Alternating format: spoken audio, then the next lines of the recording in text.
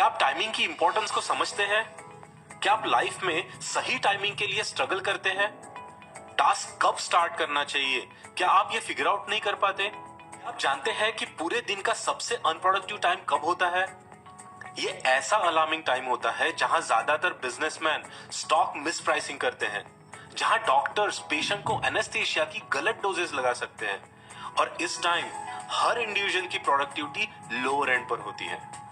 अब आप ये सोच रहे हैं कि ऐसा कौन सा टाइम है जब सब एक साथ इनएफिशिएंट होते हैं? तो सुनिए, ये टाइम 2 PM से 4 PM के बीच होता है, और स्टैटिस्टिक्स के according 2:55 PM is the most unproductive time of the day. हमारी बॉडी एक बायोलॉजिकल कार्डियक रिदमिक क्लॉक होती है जो एक ग्राफ पैटर्न को फॉलो करती है, पिक थ्रू रीबाउंड। पिक सुबह उठने के बाद वो पीरियड है जब बॉडी सबसे ज्यादा एक्टिव रहती है, और थ्रू वो पीरियड है जहां बॉडी एंड ब्रेन दोनों डोर्मेंट मोड पर होते हैं, और इसीलिए इस पीरियड में एफिशिएंसी एकदम नील हो जाती है। थ्रू स्पैन जनरली उठने के 7-8 घंटे बाद आता है, और रीबाउंड पार्ट में ब्रेन वापस एक्टिवली फंक्शन करना स्टार्ट करता है। From research, it has been proven that our mood and cognitive abilities change throughout the day, and these changes are either predictable or dramatic. आप सोच रहे हैं कि कैसे अपने mood, abilities, action and timing को अलाइन करें? इस क्वेश्चन का आंसर 3 T's की थ्योरी में छुपा है। Identify type. आप सबसे पहले अपना क्रोनोटाइप आइडेंटिफाई करें कि आप अर्ली राइजर है या लेट वर्कर है। यदि आपके स्लीपिंग साइकिल का मिड पॉइंट 3:30 AM से पहले आता है तो आप अर्ली राइजर है, और यदि ये 5 AM के बाद आता है तो आप लेट वर्कर है। अर्ली राइजर की day cycle follows a trend of peak through rebound, वही लेट वर्कर की it goes like rebound through pick.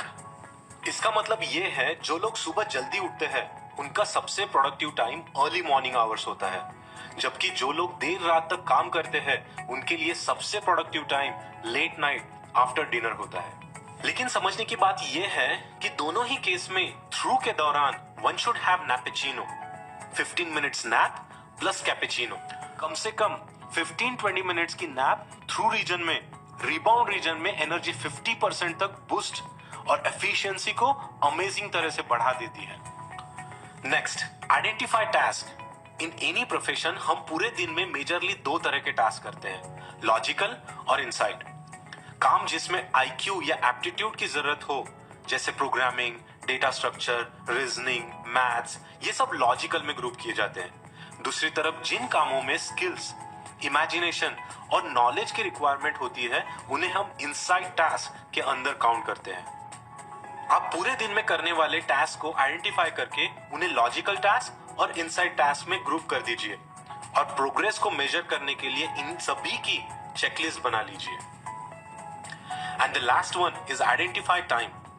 Research के according one should perform logical task in the peak hours as the left side of the brain is active then, which is responsible for logics and algorithm, और वही inside task को हमेशा rebound period में करना चाहिए, क्योंकि इस समय right side of the brain के एक्टिव होने की वजह से ब्रेन की एनालिटिकल एंड इम्प्लीमेंटेशन पावर काफी स्ट्रांग होती है।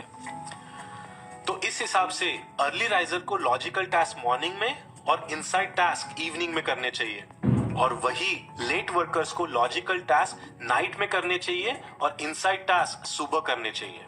तो अगर आप एक अर्ली राइजर स्टूडेंट है तो आपको मैथ्स एंड साइंस के न्यूमेरिकल्स सुबह और वही लैंग्वेज एंड थ्योरी के सब्जेक्ट्स शाम को पढ़ने चाहिए। लेकिन लेट वर्कर है तो आपके केस में ये वाइस वर्सा होगा।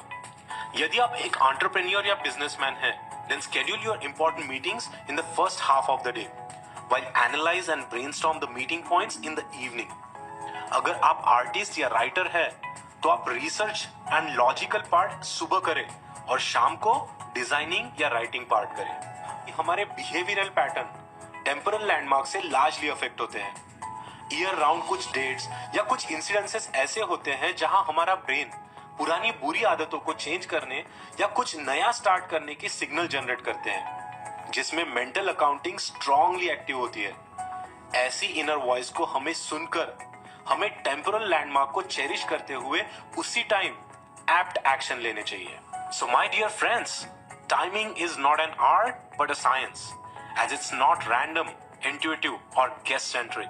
Rather, it's a calculative, smart, and systematic.